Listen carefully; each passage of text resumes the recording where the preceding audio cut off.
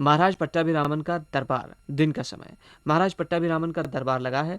मंत्री पेडना और तेनाली चलकर आ रहे हैं और महाराज को प्रणाम करते हैं।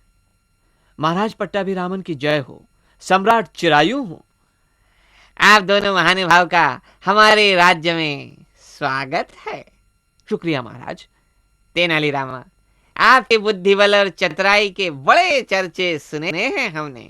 शुक्रिया।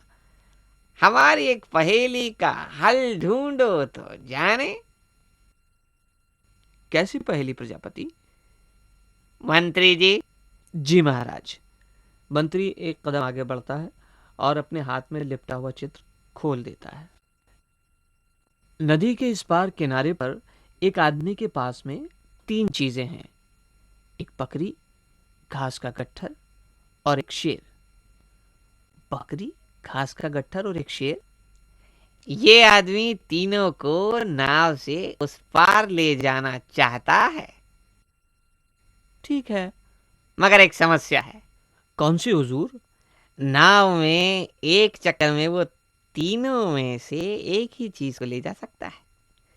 मतलब घास, बकरी और शेर, कोई एक चीज? हैं?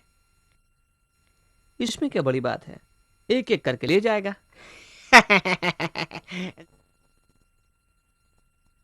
जरा सोचो वेणुगोपालन, अगर वो शेर को पहले ले जाता है तो बकरी घास खा जाएगी, और घास को ले जाता है तो शेर बकरी को खा जाता है। तो पहले बकरी को ले जाएगा, फिर घास को ले जाएगा, घास को उस पार छोड़कर शेर को लेते आएगा, तो वहां पर बकरी घास खा जाएगी। हाँ, तो घास को नहीं, वो शेर को ले जाएगा। तो वहां शेर बकरी को खा जाएगा। ये तो बड़ी विकट समस्या है। अ, अ, हुजूर, मैं कुछ कहूं? हाँ हाँ, आप भी कोशिश कीजिए। सब कोशिश करके हार चुके हैं। दिखाओ अपनी अक्ल के जौहर। इन्होंने तो आते ही फंसा दिया।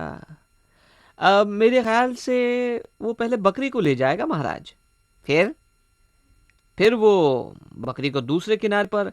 मगर घास को वहां छोड़कर शेर को ले जाएगा तो बकरी घास खा जाएगी ना। इसीलिए वो घास को उस पार छोड़कर बकरी को वापस इस पार ले आएगा। अच्छा, फिर? फिर बकरी को इस पार छोड़कर शेर को उस पार ले जाएगा। शेर तो घास खाएगा नहीं, और वो आराम से वापस आकर बकरी को ले जाएगा। वाह वाह तेनालीरामा, तुम्हारे बारे में जैसा सुना था तुम वैसे ही चतुर निकले। आपकी कृपा है राजन, परंतु आपके सामने ये नाचीज कुछ भी नहीं है। वो कैसे? आपके दरबार में मुझ जैसे कई बुद्धिमान लोग होंगे महाराज, पर मेरे सामने तो सिर्फ आप ही हैं। क्या तुम्हारे महाराज कृष्णदेव राय कुछ नहीं है क्या? उनकी और आपकी क्या बराबरी प्रजापति? ये आप क्या कह रहे हैं तेनालीरामा? मैं सच कह रहा हूं पेडन्ना जी। हमारे महाराज और इनकी क्या बराबरी? इनकी शानो शौकत, राजपाट और शोहरत, यूं समझिए कि हमारे महाराज दूज का चांद हैं, तो आप 14वीं का चांद। वाह तेनालीरामा, हम बहुत खुश हुए। ये लो हमारी तरफ से भेंट।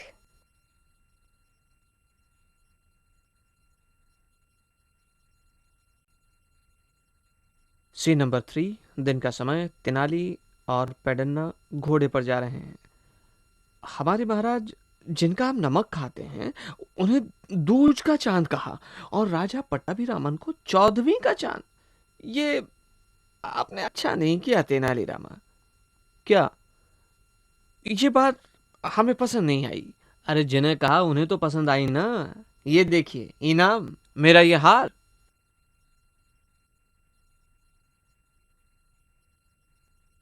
क्या? हार? एक मामूली हार के लिए तेनालीराम ने हमारी तौहीन कर दी। हाँ महाराज, राजा पट्टाभिरामन को 14वीं का चांद कहा और आपको दूज का चांद। 14वीं का चांद कितना बड़ा होता है महाराज, और दूज का छोटा सा।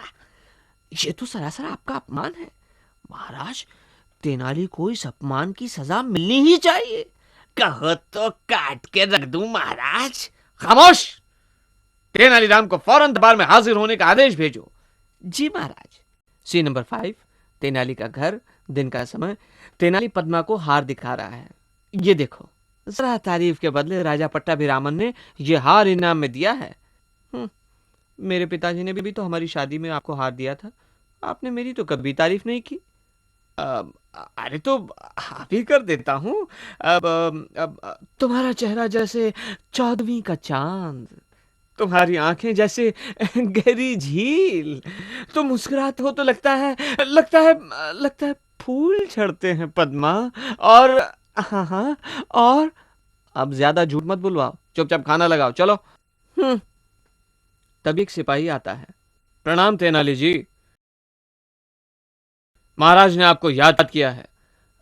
तुम चलो, हम आते हैं। तुरंत आने का हुक्म दिया है। अच्छा चलो। Scene number 6। दिन का समय। टक्कर अन्ना तेजी से चलता हुआ आकर मुच्छड़ पहरेदारों से टकराता है।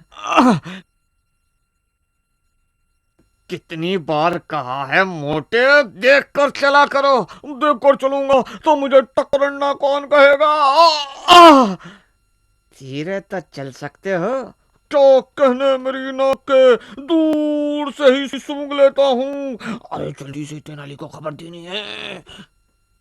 क्या खबर देनी है टक्कर अन्ना? तथाचारी और पेडन्ना ने महाराज के ऐसे कान भरे हैं कि महाराज आग उगल रहे हैं। तुम पर क्यों आग उगल रहे हैं? मुझ पर नहीं, तुम पर। आज तुम्हारी खैर नहीं।